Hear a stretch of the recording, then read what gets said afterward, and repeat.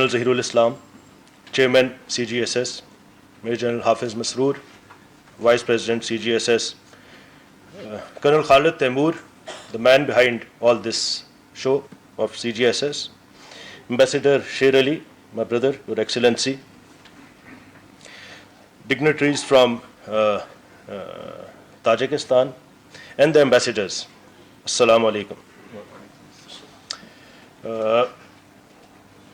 What we have seen in the last 2 decades, there has been a technological revolution in this world. And I can't explain it further, our smartphones say it all. But somehow, this part of the world has not been, we are the end users, but we have not been the beneficiaries of that revolution. But today, we are at that juncture of history where another revolution is on the cards. And this revolution is of Uber. And inshallah, we are in a position, not only Pakistan, but in this region, we are in a position to be the beneficiaries of that revolution. So we all know about China's One Belt, One Road initiative, so I will not be explaining that further. But I will focus on the part of this initiative that concerns Central Asian republics and in specific Tajikistan. Tajikistan and Pakistan, the brotherly countries. How can we, synchronize, integrate, and get the maximum from what I've just said? Next. We as people have strong ties. We share same religion, and the history starts from the Mughal Empire. In 2017, it was 25 years of our relationship. But what we have achieved is nothing. We have done bad on the achievement. There have been a lot of MOUs, but the results are, till 2016, the combined trade between Pakistan and cars was $87 million only. But it is heartening to know that we are still, we have just signed MOUs worth $500 million. Yes, again, we all know that the major hurdle between cars and Pakistan has been the unstable Afghanistan, but how long can we let it be? We really need to see that. A heartening thing, CASA 1000 project, which again is somehow dependent on Afghanistan, but that will be something, a game changer. Next. We need to realize that Uber and CPEC initiatives are so large and so unprecedented that it would be a shame if our countries do not get themselves ready to take the advantage. And in this connection, we must look at direct connectivity with Tajikistan, even via Wakhan corridor. Trade is very important. We as countries have a major poverty. A lot of our population is living beyond the poverty line. So trade, economics will be the key. Trade and economics will be the key for Southeast Asia. This century is of trade and economics. Next. Now I will come directly to what we brotherly countries as Tajikistan and Pakistan immediately do. What we as Pakistan can offer and what are the potentials and the potential areas of Tajikistan. So while in Pakistan there has been a major transformation since 1990s. And the 4 areas which are of relevance here and I would like to further elaborate upon. Number 1 is the banking sector, reforms that we have done very successfully, the public sector reforms, worker remittance, the expatriate home remittance. Pakistan is one of the top countries who have done really well in that.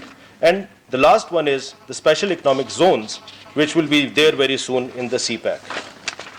Next, this is just a comparison between the 2 countries. What we see is Tajikistan has a population of about 8.7 million. We are over 200 million, with a per capita of about 800 billion, and we are just crossing $1,500. For my visiting dignitaries, I would like to mention this. We are the 42nd largest economy of the world, with a $300 billion economy, GDP size. And the way things are, in the next 15 years, the progression will be very smooth, inshallah. We are supposed to be amongst the top 20 economies of the world by 2035 to 2040. Next. When we look at Tajikistan, as my other brothers previously just said, you have a great hydroelectric potential. You are rich with the wealth of minerals, especially aluminium and cotton. And now China is there to help you on the financial sector. There are certain weaknesses, or I would say every weakness has an opportunity. You are in the phase of looking for banking reforms, increasing your foreign exchange reserves, and there is a lot of dependence on remittances of expatriate workers.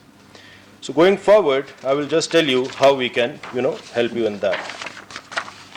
This is the World Bank report.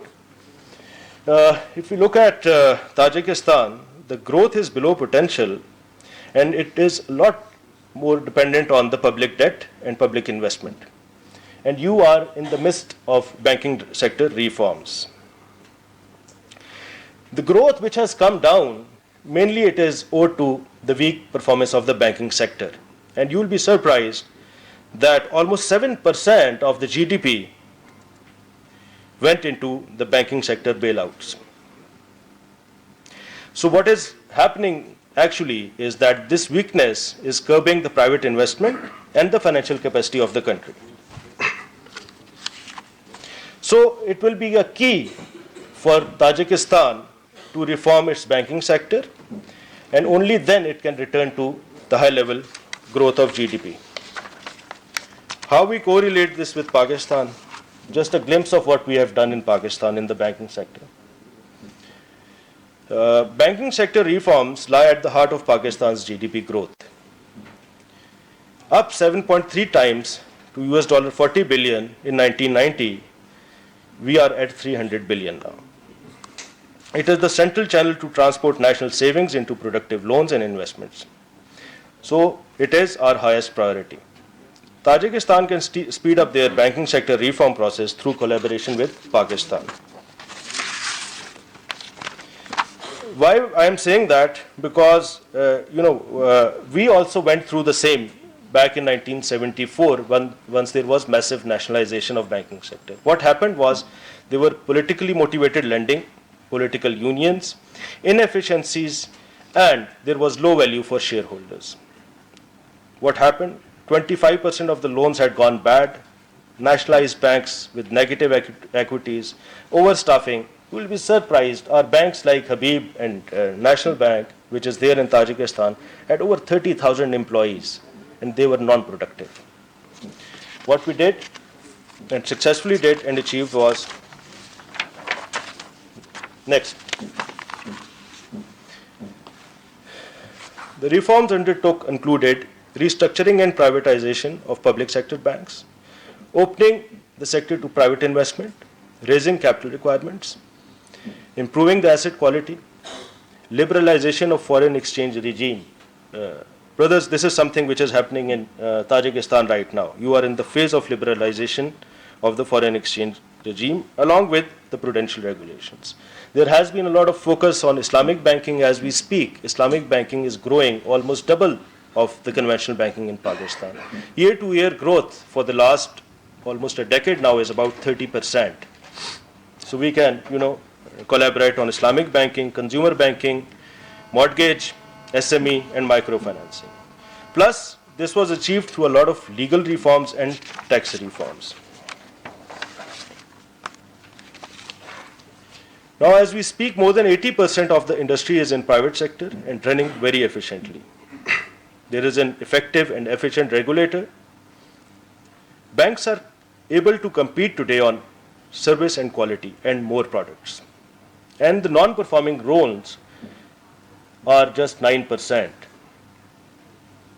About the tax structure, from very high of 58 to 60%, we have come down to 35%. And our corporate lending has been an impetus for large projects in telecom, power sector, oil and gas, and critical infrastructure. There's a thriving consumer industry backed by banks, generating taxes, creating employment, and raising disposable incomes. And we are financing consumer at the level of TVs, refrigerators, cars, and trucks. Islamic banking, I said earlier, is about, as we speak, about 16% of the total banking sector, and SME is the key area where we are doing well, along with microfinance. Next area where we can really collaborate is the remittances. Remittances from labor migrants are a major source of income for some Central Asian republics, and this is true for Tajikistan also. And the surprising fact is they contribute as much as 30% of their GDP. The Russian Federation and Kazakhstan are the main hosts. So, while studying Tajikistan, what we see is there is an increasing current account deficit despite an increase in worker remittances. But this shall again remain a key area for you in 2018. While recovery in Russia provides support for household consumption through remittances from expats, which represents about 1/3 of GDP, non-member of Eurasian Economic Union will continue to limit the movement of Tajik workers into Russia. Given this reliance on workers' remittances, Pakistan again can really share its experience and transfer the experience that we have. What we have done in Pakistan. Pakistan has always had a large expat population. However, we were not able to take the advantage of this great asset that we had abroad. Pakistan Remittance Initiative, which we call PRI, was launched by State Bank of Pakistan, Ministries of Overseas Pakistanis, and Ministry of Finance, with complete ownership of banking sector, and the results are amazing. As per World Bank, remittances to Pakistan rose to a CAGR of 12.7% from 2019 to 2016. Prior to PRI initiative, the remittances were only 6.5 remittance. Where I started saying that you also face the same current account deficit and the trade deficit problems, this is a great support that Pakistan has on its budget every year. What happened here?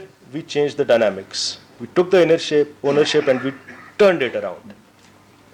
We involved the banking sector. Prior to involvement and the reformation, it used to take 7 to 10 days for a remittance to reach the family or the home country. Now we are talking about less than 24 hours. PRI is encouraging banks in Pakistan to enhance their outreach worldwide through new remittances, specific related arrangements with global players. So we are ready to pass on this to Tajikistan. Next is the SOEs, the public sector enterprises, state-owned enterprises. Post-nationalization, this was a major problem for us. We are still facing the same with 2 or 3 organizations like PIA and Steel Mill. But mostly all those state-owned enterprises which went through reform are doing really well in Pakistan. So the concept is you have to initiate a holding company. All state-owned enterprises embarked for reform and sale are to be put under this holding company. Government support has to be pushed out. It has to have a very effective private sector management, managed again and oversaw by an independent board of directors. Manage them as business enterprises with specific stringent budgets and a specific reward system for performance. We can share this with you also. Last but not the least, CPAC in Pakistan there are 3 phases. The first phase is almost complete. As we speak, the 3 corridors are almost complete, or by the end of this year they will be completed. The next step would be the Gwadar port and the economic zones. These special economic zones will not only serve for Pakistani industry and economy, but will be a great opportunity for Central Asian republics and other neighboring countries. So what we can do is, this is the right time to start collaborating on that initiative. Let's see what is feasible for you, because Pakistan is full of resources. We have an abundance of resources, and the best resource is the human resource that we have. We are in talks with China. China is moving out its textile industry, so there is a major opportunity for Pakistan and for cars also, to see and how can you integrate with that. We will provide you all the best that we have, starting from the policy level to conclusion and initiation of this. So more or less, all said and done, I think it again is a great opportunity. Other than this, we, the other dignitaries also said we have a great opportunity to participate in agriculture, in food processing, in textile, in pharmaceutical, in education. So time is running out, and let's see what we can achieve together. Best of luck. Thank you very much.